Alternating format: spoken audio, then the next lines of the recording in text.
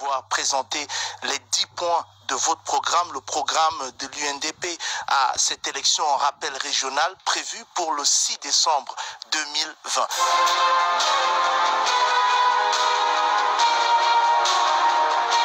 Justement, à la suite de notre tête de liste, M. Saïdou Maïdadi, donc nous nous confortons dans notre démarche parce que, on le disait tantôt, nous semblons être les premiers justement à concevoir la route qui va nous emmener justement vers ce développement local en ce qui concerne le contexte des régionales.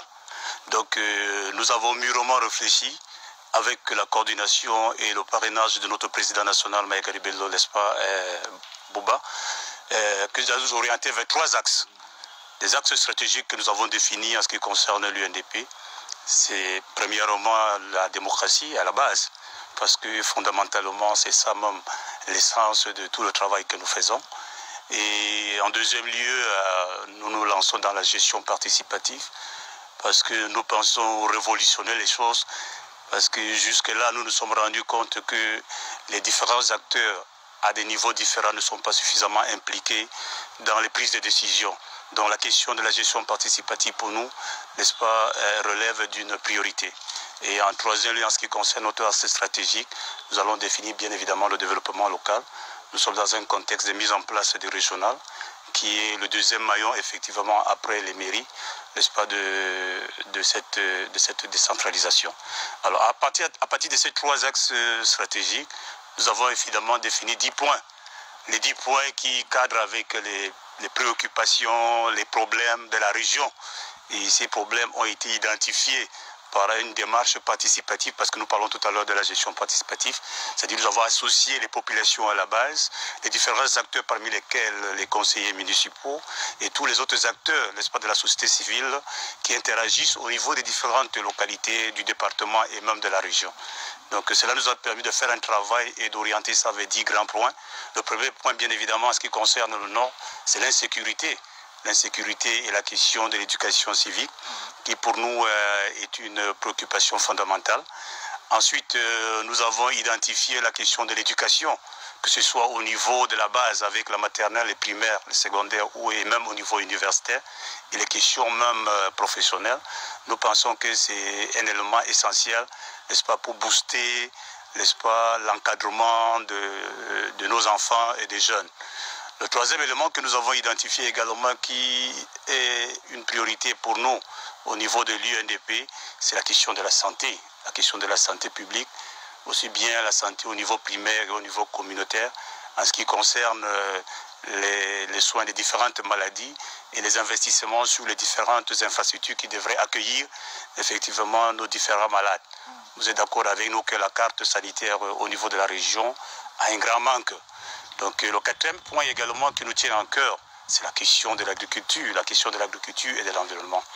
Vous êtes sans ignorer que le Nord en général, n'est-ce pas, est le créneau et la base fondamentale justement d'une agriculture, si elle intègre les aspects environnementaux, n'est-ce pas, peut promouvoir, peut booster l'économie régionale pour pouvoir résoudre l'ensemble des préoccupations qui sont liées aux besoins fondamentaux de la population. Le cinquième point, bien évidemment, nous sommes ici dans l'aménagement du territoire. C'est l'une des tâches fondamentales du conseil régional, l'aménagement du territoire, et nous y associons le développement urbain, parce que cela va aller au-delà de la ville de Garoua, avec tous les centres d'intérêt et d'attraction au niveau des départements qu'il va falloir renforcer. Et le sixième point, nous avons pensé au développement des énergies et l'industrie. Et je crois que nous y reviendrons effectivement dans les détails.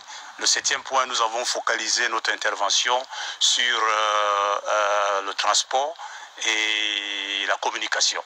Parce que vous êtes sans ignorer que les questions infrastructurelles en ce qui concerne la route, le chemin de fer et même les questions des aéroports, ça nous tient en cœur.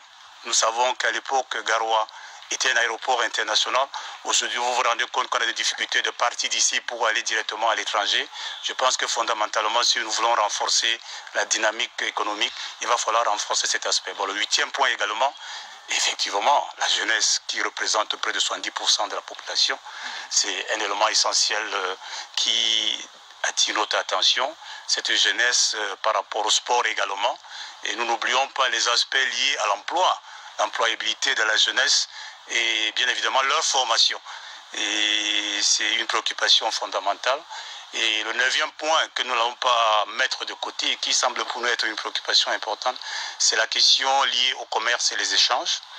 Parce que vous savez, le Garoua est limitrophe par rapport à des pays stratégiques comme le Nigeria, le Tchad et évidemment aussi de l'autre côté la Centrafrique. Et vous saviez que le renforcement du flux commercial va rentabiliser vraiment nos économies en termes de devises. Et nous allons effectivement clôturer le 10e point avec la culture et le tourisme. Le tourisme, vous comprenez très bien que cette région sied parce que nous voulons renforcer la dynamique et le mouvement des touristes en renforçant le tourisme durable. Voilà en grosso modo les 10 points que nous avons retenus de façon participative et de concert avec l'ensemble des différents acteurs à l'intérieur de notre formation politique, n'est-ce pas, pour défier l'ensemble des autres formations politiques sur ce chemin. Parce que nous n'allons pas pour jouer les figurants. Nous allons parce que nous avons un projet de société et nous voulons convaincre ces électeurs qui sont les conseillers municipaux et nous pensons que les arguments que nous avons qui sont techniques et stratégiques vont nous permettre effectivement de changer la donne, d'orienter ces conseillers vers notre marché de projet de société. 10 points qui, on l'espère, vont convaincre justement les électeurs qui sont les conseillers. En tout cas, nous vous souhaitons bonne chance à cette élection et nous espérons pouvoir venir plus tard faire le bilan avec vous et que ça sera un bilan plutôt positif. Merci, M. Biroué.